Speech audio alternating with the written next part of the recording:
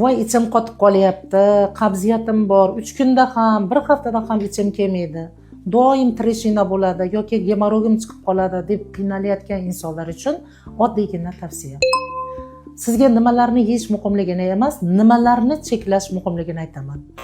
Oq nonlarni cheklaysiz 3 kun davomida, yog'li, qovurilgan o'ta shirin mahsulotlarni ham cheklaysiz, gazli ichimliklar umuman ichmaysiz, ayniqsa shirinliklardan voz kechsangiz 3 kundan so'ng sizda qanaqa natija bo'ladi?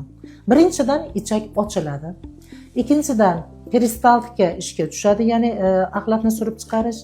Uchinchidan ichaklar tozalanishni boshlaydi. Xuddi shunday qilsangiz, albatta qabziyatni oldini olgan bo'lasiz. Voy, nimalar yeyishim kerak degan insonlar uchun aytmoqchimanki, birinchi o'rinda 4-5 dona olxo'ri qoqisini ertalab nonushtaga yeng, ozgina non bilan. Obedda va kechki paytda 1 stakandan qaynatib iching, o'rikdan sharbat qilib. Keyingisi esa sabzavotlarni ko'p yeng. Bu kletchatka bo'ladi. Hamda siz no'xat, loviyalarni ham suyuq ovqatlarga qo'shgan holatda iste'mol qiling. Mana shu bilan ichak ham oziqlanadi, ham unga kletchatka bo'ladi, ham harakatga keltiradi. Aytgandek, suv ichishni kamda qilmang. 2 litr sizga me'yoriy.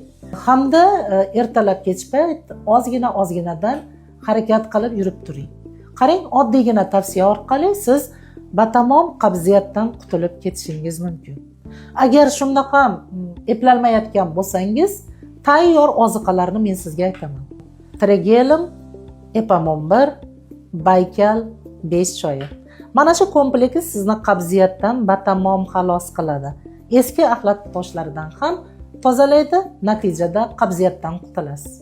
Savollar bo'lsa, video so'ngidagi telefon nomerlariga qo'ng'iroq qiling.